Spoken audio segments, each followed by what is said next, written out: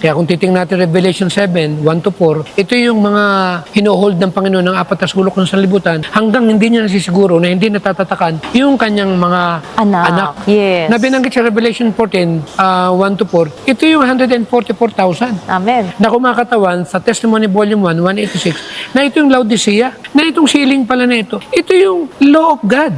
At sa 43 ng Council on Diet, nakasulat, kasama pala dyan ang health reform. Amen. So itong settling na ito, sa truth na ito, bago dumating ang Sandelo, kailan masettle ang mga anak ng Panginoon tungkol dito? Yes. Ang tanong ito, bakit hindi natin na-appreciate? Isa sa mga dahilan kung bakit nagiging mapurol yung tinatawag na development ng ating pagbabago ng ating buhay Kristiyano, kasi yung kinakain natin ay hindi match doon sa tinatawag na ibig ng Panginoon na ibalik tayo sa original diet.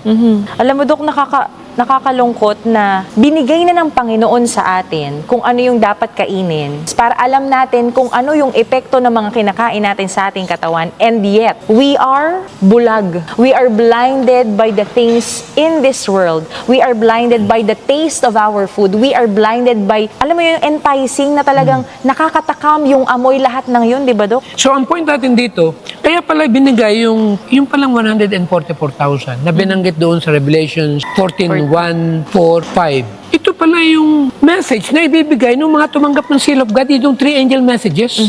Na ang 3 angel messages, nandito yung fear God and give glory to Him. Kasama yung tinatawag na pangkalusugan na binanggit ng ating propetisa, Spirit of Prophecy. Ang Spirit of Prophecy, nagre-represent ito sa karamihan, ang health books natin. Kaya meron tayong health message. Kaya hindi nila pwedeng sabihin na, wala naman sa fundamental belief ang healthy.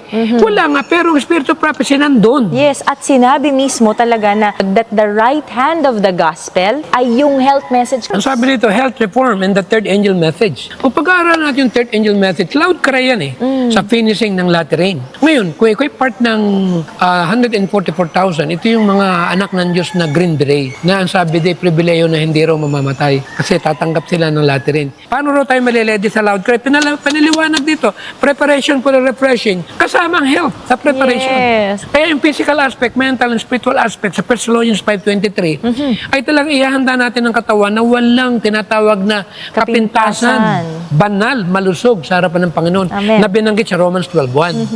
Kaya yung sa 3 John, pinaliwanag doon yung I wish above all things that thou mayest prosper and be in health, even as thy soul prospereth. Na ang mga aabutan ng Panginoon na buhay, walang sakit. Amen. Kung mamatay ka, kung ano yung pagkain mo, at pag binuhay ka, yun pa rin ang kakainin mo. Amen. Totoo, Dok.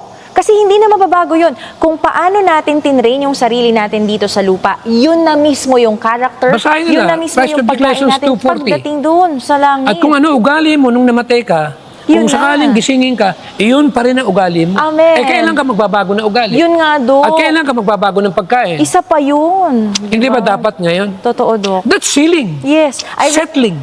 It is now the time. It is now. Hindi bukas. It is now. So kung ngayon nakapakinig po kayo dito sa Kaalamang Pangkalusugan about the health message, about the 8 laws of health, about the new start, ngayon po yung panahon na kailangan nyo na talagang magising, baguhin lahat ng laman ng refrigerator nyo, baguhin lahat ng mga sangkap, ingredients na nilalagay nyo po sa inyo pong pagkain, lalo na Amen. ngayon. Kasi ngayon, ang tanong, ano ang nakaka-block sa brain? Nako, Dok. Kung bakit hindi natin na-appreciate yung magagandang sermon at magagandang bahagi na ating pinag-aaralan. May naisip ako, Dok. Pero Di ba parang... binasa ko kanina? Yes. Less food. Totoo. Kaya pala pinababalik tayo sa original diet. Dok, gusto ko lang basahin. Alam mo, ang naging challenge sa akin, alam mo? Ano, Dok? Yung hinohold ng Panginoon ang apat na sulok ng sanlibutan.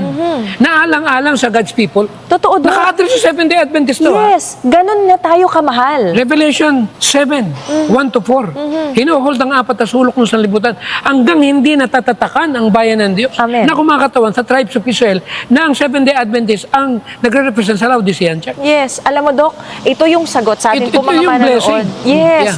Yung blessing na yan, Dok, kaya po wini-withhold pa, hinahawakan pa ng ating Panginoon yung four corners Pwede na pa yun. tayong May pag-asa pa. magsisi? Yes.